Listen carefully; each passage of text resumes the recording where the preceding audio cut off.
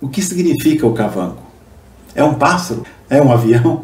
É o nome de um rio? Ou será que é alguma palavra perdida da linguagem atlante ou lemuriana ou egípcia? Mas isso só vai ser revelado numa outra oportunidade. O que é essa tal de análise corporal online feita através de WhatsApp, que dura cerca de 90 minutos, sem que a pessoa precise se locomover, pegar trânsito, pagar estacionamento? Imagina a vantagem disso em plena pandemia. E o mais interessante é que essa técnica é eficaz porque enxerga o corpo como a parte visível da mente e revela a verdade por trás de qualquer problema que a pessoa esteja enfrentando e a partir daí possa superar esse problema.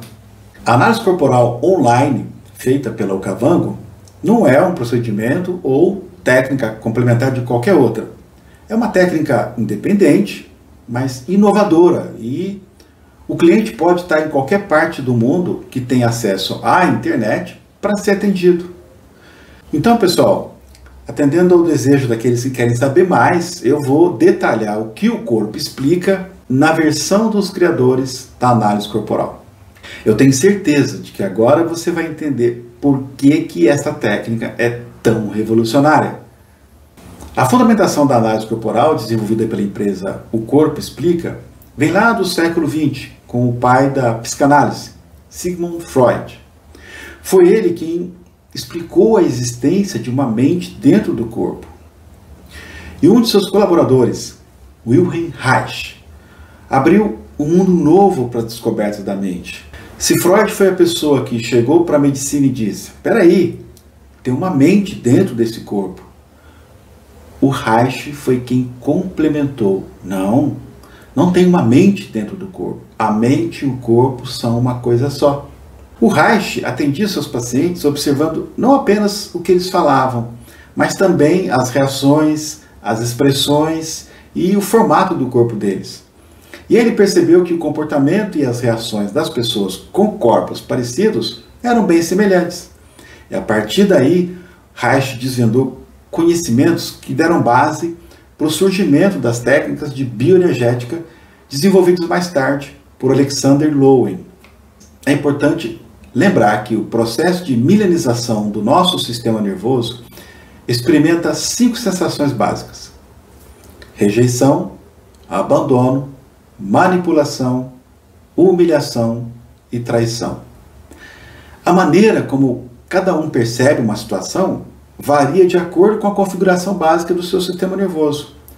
Quando uma pessoa não consegue fazer o que precisa ser feito, ou não consegue parar de fazer aquilo que está lhe prejudicando, é por medo de uma dessas sensações básicas.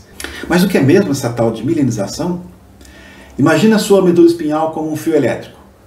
O fio tem a parte de cobre, que conduz eletricidade, e a capa de plástico, que protege a parte de cobre, para que a eletricidade e a energia não se dissipem.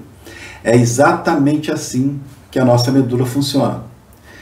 Dentro da medula ficam os neurônios, que seriam a parte de cobre do fio elétrico. E por fora existe a capa de mielina, que seria a capa plástica do fio. Só que ela não se desenvolve por dentro e por fora ao mesmo tempo. Quando a gente nasce, a nossa medula já está com a estrutura interna pronta, mas esse fio ainda não está encapado. Ele começa a se encapar, a se milenizar no útero e só termina por volta dos 5 anos de idade. Esse processo de 5 etapas começa no cérebro e à medida que crescemos, vai descendo pela medula espinhal até chegar ao final dela. E neste processo, 5 traços de caráter são formados em cada uma das 5 etapas da milenização, dando tanto para a mente quanto para o corpo um determinado formato. E o interessante é que, mesmo após os 5 primeiros anos, esses traços ainda são encontrados em qualquer fase da vida, no formato da cabeça, dos olhos, da boca, do tronco, do quadril e das pernas. E eles se misturam em cada uma dessas partes. E em cada traço, para cada uma das sensações básicas mencionadas anteriormente, o corpo, para sobreviver, desenvolve um recurso, que nós também chamamos de superpoder. Impressionante, não é mesmo? Porém, se a pessoa desconhece quais são seus traços, ela tende a viver mais nas dores desses traços do que nos seus recursos. Vamos começar do começo, que é no útero, onde se forma o nosso primeiro traço. O que acontece quando o bebê está no útero da sua mãe? Ele não consegue entender o mundo do lado de fora. Ele não sabe que esse mundo que a gente conhece existe. Tudo que ele percebe é de forma sensorial. E ele só consegue perceber, nesse momento, o útero. Porque o mundo daquela criança é o útero. O sistema nervoso dela já interage com esse mundo muitas vezes.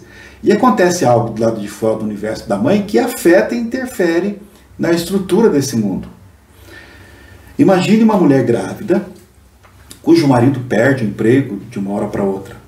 Essa mãe vai ficar super preocupada com o futuro. Se vai ter condições de criar o bebê, se vai conseguir trabalhar enquanto ele ainda estiver novinho, enfim, várias preocupações passarão na cabeça dessa mulher. O bebê vai sentir tudo ali dentro do útero. Ele vai sentir, mas não vai entender. Talvez você esteja se perguntando, mas como é que ele sente e como isso tudo afeta a formação da mente, do corpo dele? Ele sente porque toda vez que o estado emocional da mãe se altera, o estado fisiológico dela também se altera. Nessa hora, o útero muda. O mundo daquela criança também muda. Veja, quando está tudo bem, o corpo da mãe manda uma determinada quantidade de sangue para alimentar aquele útero. No momento em que a mãe passa por algum estresse emocional, o estado fisiológico dela muda e o útero começa a receber menos sangue. Então, aquele útero que estava quentinho, dilatado, confortável, fica frio, comprimido e desconfortável para o bebê. E aí a pergunta é, o que o bebê tem a ver com o que está acontecendo do lado de fora da barriga da mãe? Nada. Mas o bebê se sente rejeitado pelo útero, porque toda vez que ele tenta existir, toda vez que ele se mexe, a mãe se lembra que está grávida e as suas preocupações vêm à tona. Resultado, o mundo fica ruim para o bebê. Ele não sabe de nada além disso. A única coisa que ele sabe é que quando ele se mexe, ou seja, quando ele existe, o mundo dele fica desconfortável. E aí vem a dor que molda esse primeiro traço, que é a dor da rejeição. Agora, aqui é importante deixar claro que não estamos avaliando ou julgando a intenção da mãe. Não foi a mãe que rejeitou o bebê. O sistema nervoso daquele bebê se sentiu rejeitado pelo mundo, que naquele momento, para ele, era o útero materno. Todos os traços são formados por dor e não podemos colocar peso nenhum nas outras pessoas. Até porque, como já foi dito, a dor que molda os traços também dá os recursos e as habilidades que fazem a diferença para qualquer um.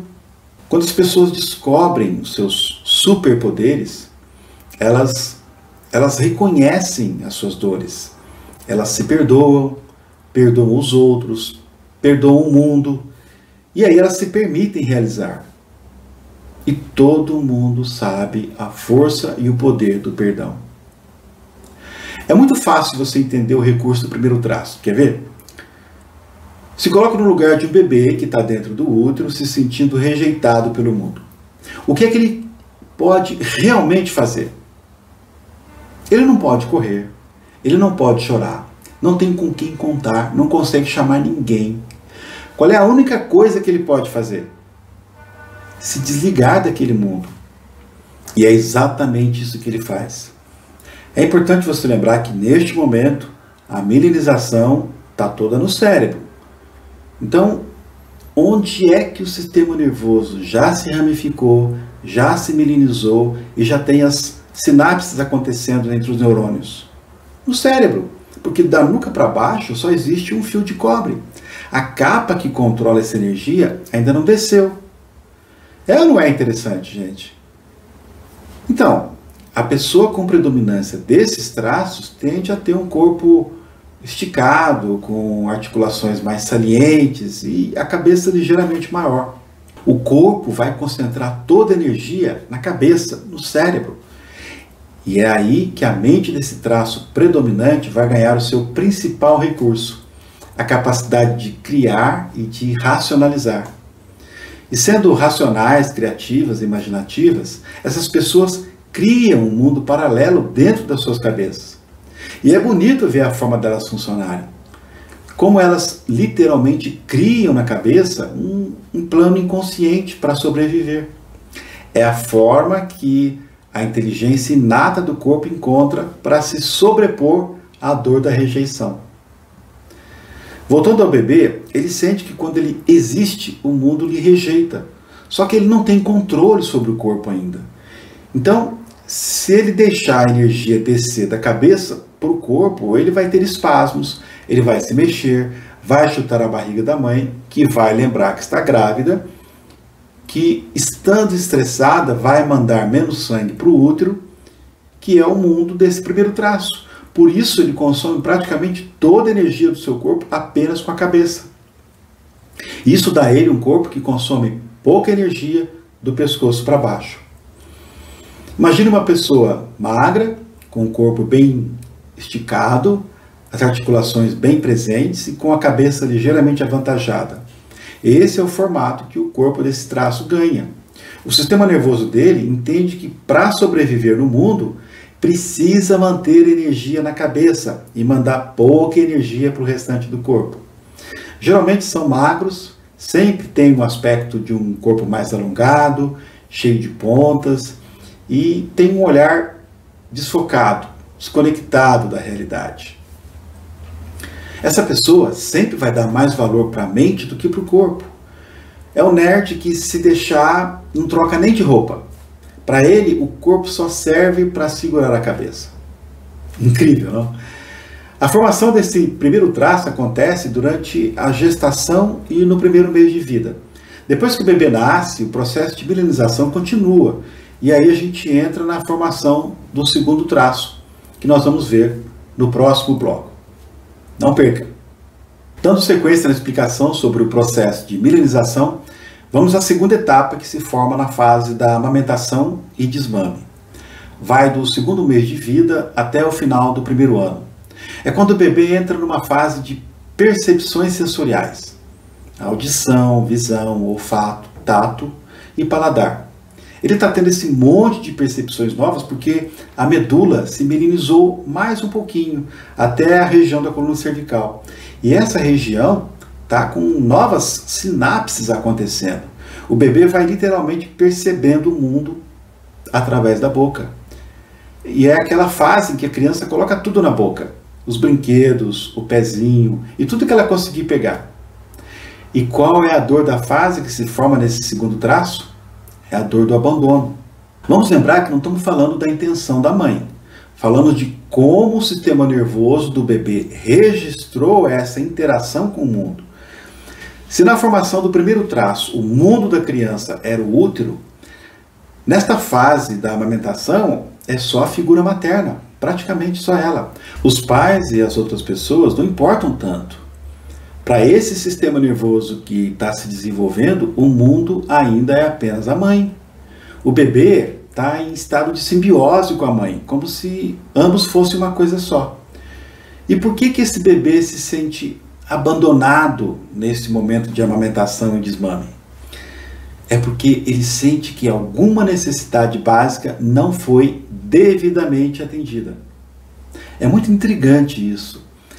Quando essa criança tem alguma necessidade, agora ela já sabe que pode chorar, colocar a boca no mundo.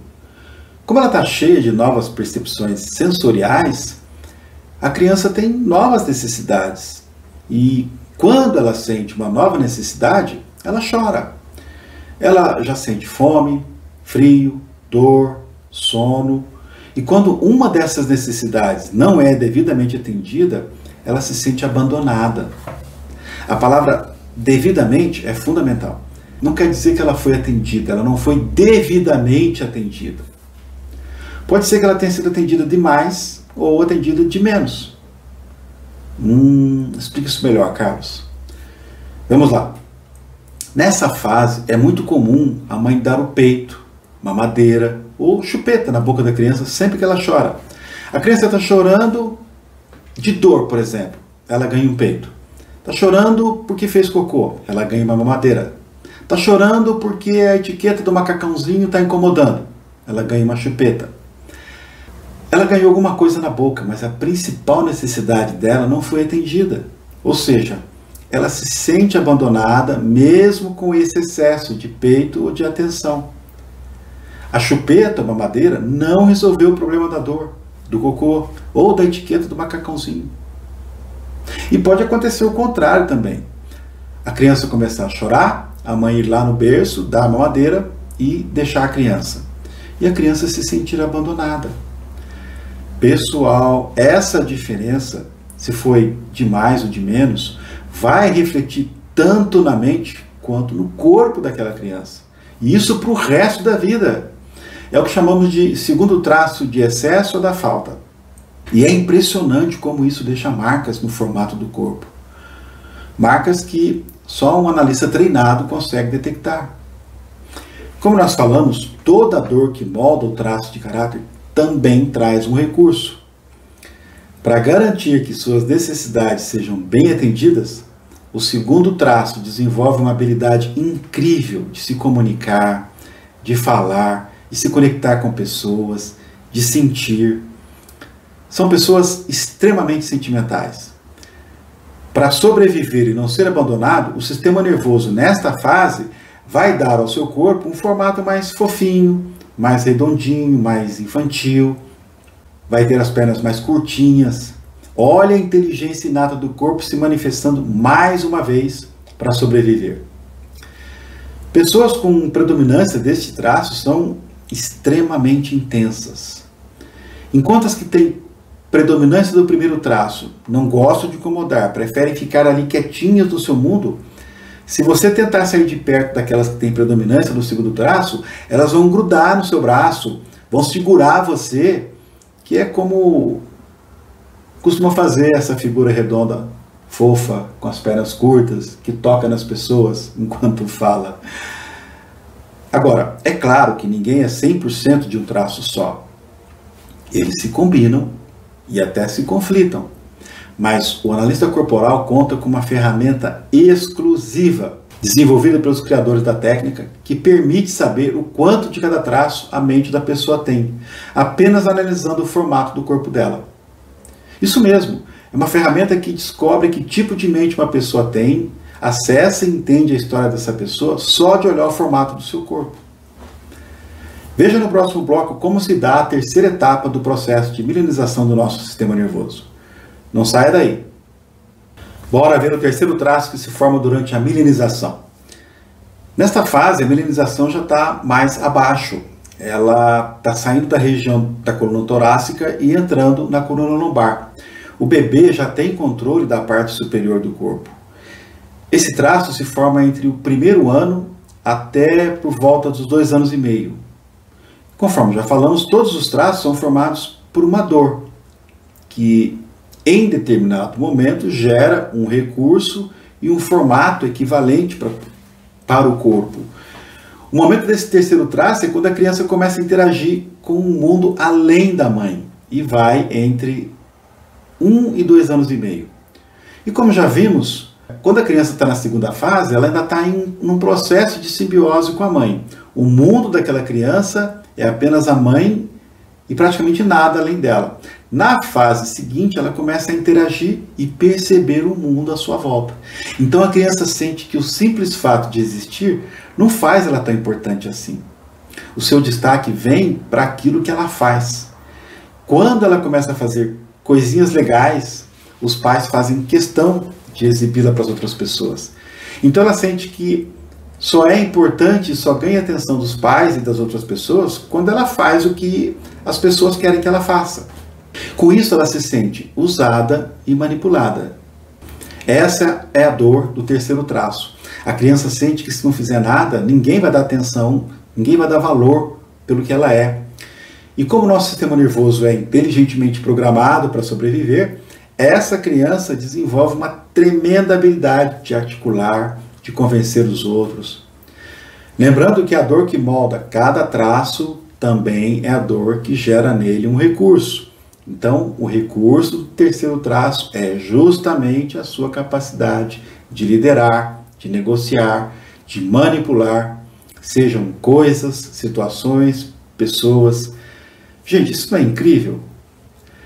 Mas não considere manipulador como algo ruim ou como se fosse algo do mal. Não existe traço do mal ou traço do bem. Nem um traço melhor que o outro. A pessoa é quem ela precisa ser. Ok? E todos os traços podem gerar pessoas muito boas ou pessoas péssimas. A diferença é se a pessoa está vivendo na dor ou no recurso dos seus traços. Essa criança começou a articular para conseguir tudo que ela quer. Negocia com o pai para ter a atenção da mãe, negocia com a mãe para conseguir o colo da avó. Ela vai agregando todas as pessoas para conseguir o que ela quer.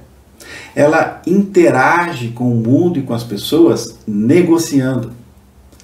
Pessoas com predominância deste traço são líderes fenomenais e vendedores incríveis. E como fica então o formato do corpo neste terceiro traço? Como há mais energia na parte superior do corpo, no tronco, acaba ocorrendo de ter menos energia na parte de baixo. Então o corpo ganha um formato de triângulo de cabeça para baixo. Grande em cima e pequeno embaixo. Como um funil. Este traço traz muitos aspectos triangulares no corpo. Na cabeça, no tronco, nas pernas. O queixo tende a ser um pouquinho mais pontudo. O ombro vai ser mais largo que o quadril. O sorriso tende a ser torto. E o olhar extremamente compenetrado. São aquelas pessoas que, quando malham, ficam fortes em cima, mas as pernas ficam finas. E quando mais gordinhas, são mais gordinhas só em cima. É claro que os exemplos que temos mostrado aqui são de pessoas que, assim como eu e você, têm todos os traços juntos. Mas no caso desse aqui, por exemplo, o principal é justamente o terceiro, bem maior em cima do que embaixo. E depois do terceiro traço, o que é que vem? Saiba no próximo bloco. Imperdível. Seguimos agora para a quarta etapa da milinização da medula, que nesta fase já desceu um pouquinho mais, chegou na região sacral e se forma entre 2 anos e meio até por volta de 3 anos e meio, quando chega a hora da criança sair das fraldas. Quando esta etapa estiver com a milinização completa, a criança terá novas sensibilidades que irão controlar o esfíncter anal. Ela vai ter controle para segurar tanto o xixi quanto o cocô. Antes disso, ela não tem sensibilidade para saber que vai sair alguma coisa. E o sistema nervoso dela não consegue controlar o corpo para segurar até chegar ao banheiro. Aí ela faz nas calças mesmo. É nessa hora que esse traço sente a dor da humilhação. A criança faz nas calças porque ainda não tem estrutura nem física nem neural para controlar. Como alguém sempre briga com ela, ainda que seja com a intenção de educar, de ensinar, a criança acaba se sentindo humilhada. Ela já anda, já fala, já interage com os adultos, que têm a expectativa de que ela avise quando precisar ir ao banheiro. Só que nem ela sabe que precisa ir ao banheiro. Por quê? Porque o sistema nervoso dela não se milinizou até ali. Ele não tem as ramificações nervosas do esfíncter anal para segurar o cocô e evitar a humilhação. O que a inteligência faz para que o corpo sobreviva para enfrentar essa dor? Ela faz o corpo usar a musculatura do bumbum para segurar o cocô. Isso mesmo, para conseguir segurar o cocô, a criança trava o bumbum. É o que dá o formato do corpo que ela tem hoje. Um formato de um corpo mais quadrado, com uma musculatura mais tensa. Sabe aquelas pessoas que têm o traseiro mais batidinho, mais amassado? São as pessoas com o quarto traço predominante. Elas se esforçam tanto para trancar o bumbum que toda a musculatura fica tensa. A pessoa faz tanta força que a barriga se projeta para frente e os pés se abrem, tipo o pinguim, o famoso pezinho 10 para as 2. Pessoas com este quarto traço alto têm o formato da cabeça quadrada, a cintura quadrada, a perna quadrada. Quando você olha para ela, você tem a sensação de estar diante de uma panela de pressão. A impressão é de que ela está suportando um monte de coisas e está sempre a um passo de explodir. Pois esse traço predominante gera uma mente e um corpo programados para suportar. Até a pele é mais grossa. E esse é o recurso dessas pessoas. a capacidade de suportar e lidar com coisas difíceis. São pessoas extremamente fortes, porém mais lentas. Elas funcionam mais com método do que com improviso. Na verdade, elas não funcionam com improviso. Elas estão programadas para evitar besteiras. Por isso, elas funcionam muito bem com script, com método, com processos. São pessoas extremamente detalhistas. Já no que diz respeito aos sentimentos, são verdadeiros cofres. Para se abrirem e falar o que tem dentro delas é muito difícil. E é comum elas trancarem a boca antes de falar. São pessoas que têm sensibilidade, mas sentem e guardam, não compartilham. Aqui está um exemplo de alguém com um quarto traço predominante. É claro que os traços se misturam, mas no caso dela, o mais forte é o quarto traço. Daí a sua dificuldade em improvisar. No próximo bloco, o quinto traço. Continue assistindo, você não vai se arrepender. E finalmente chegamos ao quinto e último traço, quando a milinização da medula chega ao fim, trazendo novas ramificações nervosas para a região genital. Sempre que a milinização chega numa nova região, as conexões nervosas se instalam e uma nova percepção sensorial e motora acaba acontecendo. Quando essa nova percepção chega na região genital, por volta dos 4 ou 5 anos, surge a sexualidade na vida da criança. Mas atenção, não estamos falando de vontade de fazer sexo. A criança não vai sentir vontade nem desejo numa situação normal. O que ela sente é que antes havia uma parte do corpo que não gerava nenhuma sensação diferente nas outras partes. A menina, ao tocar na sua genitália ou no nariz, era a mesma coisa. Mas agora, quando ela toca lá embaixo, ela sente algo diferente. E a mesma coisa acontece com o menino. Tem uma região do corpo com uma sensibilidade diferente, interessante e até prazerosa. Além dessa nova sensibilidade, o corpo está recebendo uma carga de diferentes hormônios sexuais. Nessa explosão hormonal é quando a formação do último traço entra em ação. É aqui que se forma pela primeira vez o tão falado triângulo edípico de Freud.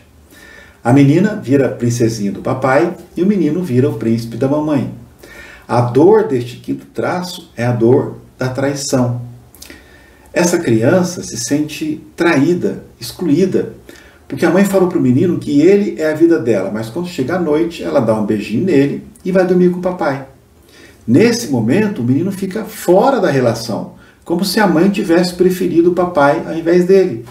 E a mesma coisa acontece com a menina. Só que agora esse corpo já tem como se defender. E, para não passar essa dor de novo, para sobreviver nesse mundo de pares sem ficar de fora, ele desenvolve na mente um recurso de competitividade. Ele não quer mais perder. São pessoas extremamente competitivas, proativas, executoras, fortes e ágeis. E com o tempo, o seu corpo se aperfeiçoa, ganhando formas mais atraentes e imponentes. É a inteligência inata mais uma vez se manifestando em prol da sobrevivência do corpo. São pessoas que têm os corpos mais harmônicos, com formas mais curvilíneas e energia mais bem distribuída. Como esse traço foi formado no momento do surgimento da sexualidade, o corpo dessas pessoas vai ter um quê de sensual, mais atraente. São aqueles indivíduos que chamam a atenção. Como este casal, por exemplo. São duas pessoas com predominância do quinto traço, atraentes e competitivas. Mas são duas pessoas extremamente divididas. Ela se divide entre o corpo dele e o amor do pai dela. Com ele acontece a mesma coisa, ele se divide entre ela e a mãe dele.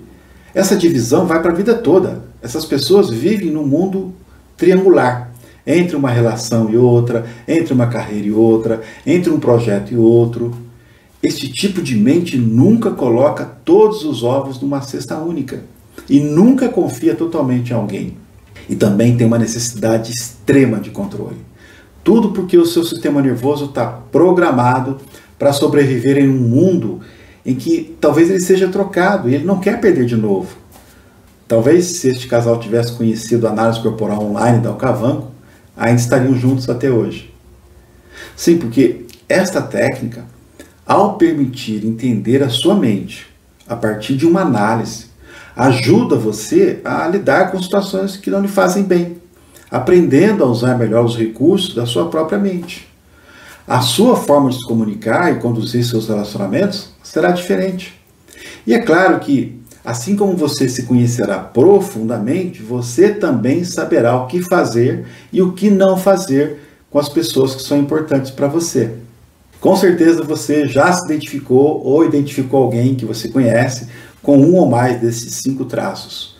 Lembrando que o ambiente e as vivências pessoais são determinantes para a formação dos traços na primeira infância e vão influenciar fortemente o resto da vida da pessoa. A questão é saber se a pessoa vai viver a vida nas dores ou nos superpoderes ou nos recursos dos seus traços. O corpo explica absolutamente tudo sobre qualquer problema de qualquer pessoa. Sem dúvida, é uma das ferramentas mais poderosas para quem trabalha com desenvolvimento humano. O corpo explica sobre relacionamento, finanças, sociedade, separação, doenças, abuso sexual, absolutamente sobre tudo, qualquer questão. A técnica pode ser usada com qualquer um, com filhos, pais, cônjuges, sócios, equipes, pacientes, empreendedores, terapeutas, líderes, coaches, profissionais da saúde, não importa. E para finalizar, vejamos como é feita uma sessão de análise corporal. Ela se divide em 3 etapas. Na etapa 1, é observado o formato da cabeça, olhos, boca, tronco, quadril e pernas, gerando um gráfico. Na etapa 2, o gráfico é apresentado com a respectiva devolutiva, na qual é explicado como funciona a combinação dos traços de caráter formados desde a gestação até os 5 anos de idade. Também são analisados as principais características da pessoa e coisas que ela tem facilidade para realizar e coisas que podem lhe causar algum incômodo. Na terceira e última etapa, é conversado sobre os desafios atuais dela, entendendo de onde vêm esses desafios, por que a pessoa ainda não conseguiu resolvê-los até hoje e, principalmente, o que fazer para não ter mais esses problemas. É esse o poder da análise corporal, que na Alcavango é exclusivamente online, pelo WhatsApp, usando apenas o seu smartphone no conforto do seu lar. Então, dores ou superpoderes? A escolha é sua.